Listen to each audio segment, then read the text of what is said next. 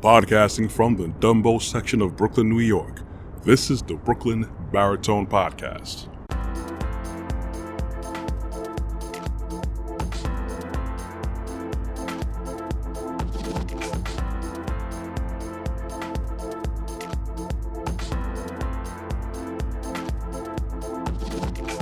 Good morning, everyone. Well, it's morning whenever I'm recording these podcasts and production, but whenever you choose to join me, morning, afternoon, nighttime, late at night, evening, it doesn't matter.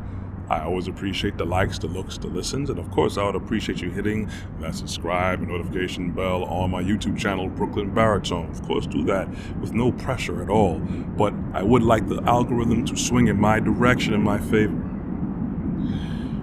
I just recently came across a headline in a news stream about some CEOs of major retailers like Target, Kroger, Walmart, where they want the authorities to step in and come down on some independent online retailers.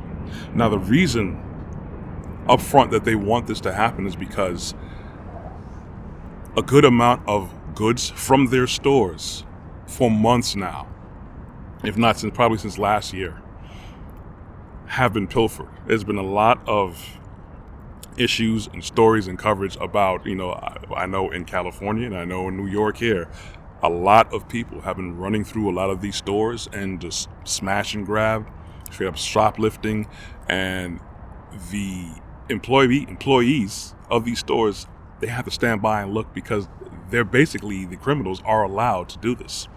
From what I understand, I could be wrong, but from certain things I've read is that if the theft is not exceeding $900 in dollar value, then, charges won't be pressed or something along the lines of that. That's insane to me. I don't understand how you expect a society to properly function with order when you are basically given the green light for chaos. A lot of people who are criminals and people who probably weren't criminal-minded they are enticed now. They have incentive to go ahead and, hey, I'm going to go and start this little criminal empire. Whatever it may be, however small it may be, however quick it may be, I'm going to go out there and make myself a quick buck. Now, it's already bad enough if people go and steal things just because, they may be a kleptomaniac or they just happen to see something that they need or want. But it's a whole other thing now when the doors are wide open. Basically, hey, you could get ahead and clear out aisles and sections and get away with it. There's nothing that we're going to do on site as a staff, and then chances are law enforcement ain't going to touch you, so go ahead. So it's not just this petty theft. This is basically people getting the green light to steal. And I mean, I've come across one clip where it was an SUV and a minivan, and the people came outside with loads of detergent. They had shopping carts filled to the brim, almost overflowing with laundry detergent, and they started flinging those bottles of laundry detergent inside their vehicles, and they took off like a bat out of hell.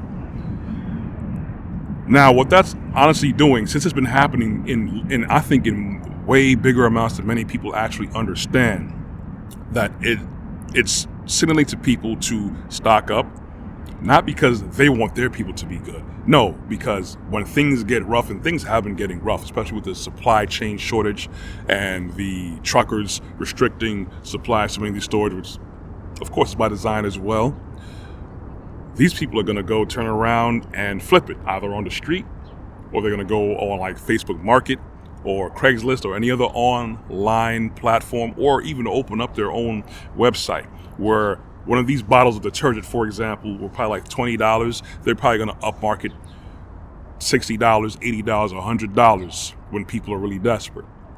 This is what is going to happen. This is probably what is happening already, because some regular stores are short stocked. Now, that's one side of the coin. And the other side of the coin now, with these CEOs wanting law enforcement and the government to step in to put the kibosh on these third-party independent retailers, online retailers, that's not just targeting the criminals. Unfortunately, a lot of these independent independently run stores, mom and pop stores, if you will, they've already been feeling the brunt and the attack with many things on many fronts. And I foresee, this is my personal opinion and observance, is that this is going to just further put the attack and kibosh on them, because they're going to come under more scrutiny now. And from what I've been seeing, a lot of these corporations have been raking a lot more revenue, taking away a lot of more buying power and staying power for these independent stores. These independent stores are more closer to people like me and you who are listening, to have a chance to get a bit more out of life, to pursue their dreams, open up a store, open up a business, to sustain themselves and possibly, get a good, not fortune, but make a really good living out of it. The major companies, corporations, they want to provide jobs. It may not be the best career-defining jobs, but then there'll be a lot more people, a lot less people patronizing these mom and pop stores and the independent third-party stores. And then now they're going to close down shop, because if you could see, a lot of them, again, had their supplies restricted, but the big stores, they were still good and fully stocked. You got to think about it and see the bigger picture. So many people that are controlling things, they're playing chess. Meanwhile, we're on the ground level playing rock, paper, scissors with each other and bickering at each other. We're not really seeing the bigger picture. We're only seeing what's being promoted in front of us. We're not seeing the wider view, the wider picture of what's really going on.